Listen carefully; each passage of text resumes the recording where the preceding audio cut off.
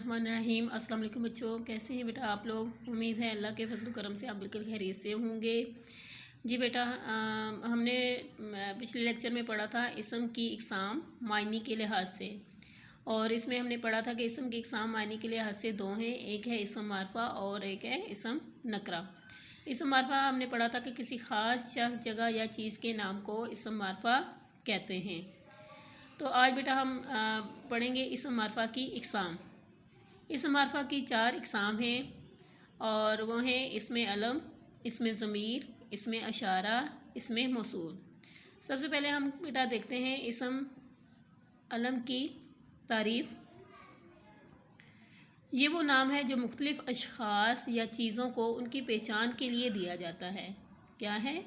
ये वो नाम है जो मुख्तलिफ़ लोगों को या चीज़ों को उनकी पहचान के लिए दिया जाता है, और असल नाम के अलावा ये नाम भी उनकी मखसूस पहचान के लिए होता है। यानी एक तो असल नाम होता है ना, तो असल नाम के अलावा जो नाम हम देते हैं उन अशख़ास को या चीज़ों को, वो उनकी पहचान बन जाता है। मसलन ख्वाजा अल्ताफ़ हुसैन हाली को हम हाली भी कहते हैं। हाली उनका तखल्लुस है, ठीक है, तो हम उन्हें हाली भी कहते हैं। हाली के नाम से भी उनकी पहचान है। तो हाली क्या है? इसम अलम ही की एक किस्म है।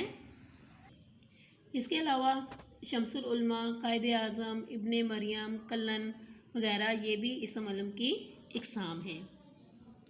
ये इसम मारफा की बेटा दूसरी किस्म है इसमें ज़मीर। ये वो कलमा है जो किसी इसम की जगह पर इस्तेमाल किया जाए। क्या है? ये वो कलमा है जो किसी इसम की जगह पर इस्तेमाल किया जाए। मसलन वो, उस, तुम वगैरह। ये वो इसम है जो किसी शख्स या नाम की बजाय बोला जाए। जैसे हम कहते हैं अहमद हर काम दिल लगा कर करता है, वो बहुत मेहनती है, उसके माँ बाप उससे खुश हैं।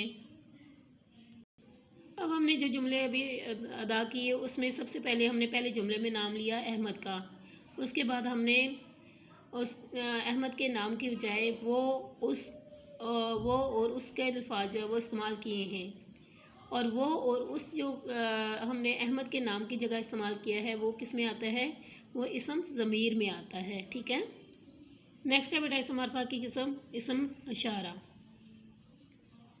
ये वो कलमा है जो किसी शख्स, चीज़ या जगह या वाक़या वगैरह की तरफ इशारा करने के लिए इस्तेमाल किया जाए। यानी किसी शख्स की तरफ, किसी चीज़ की तरफ, जगह की तरफ या वाक़या की तरफ हम इशारा करने के लिए इस्तेमाल करते हैं। इसे हम क्या कहते हैं? इसम अशारा।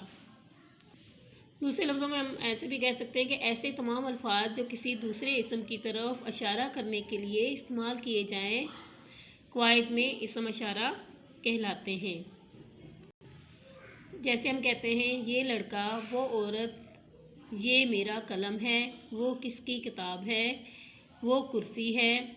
इन जुमलों में अगर हम देखें तो इन जुमलों में ये, वो, उस के अल्फाज औरत, कलम, किताब और कुर्सी की तरफ इशारा करने के लिए इस्तेमाल हुए हैं।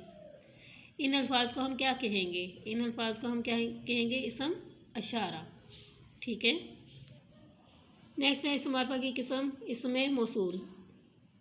इसमें मौसूल वो इसम है कि जब तक इसके बाद एक जुमला ना लगाया जाए वो पूरे मायने नहीं देता।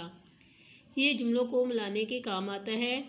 जैसे जो कुछ, जो कोई, जिसको, जिसका, जिसकी, जौन सा, जौन सी वगैरह के जो अल्फाज होते हैं वो इसम मौसूल होते हैं। इसमें दो चीज़ें बहुत अहम हैं, एक सिला और दूसरा होता है जवाबे सिला। सिला क्या है?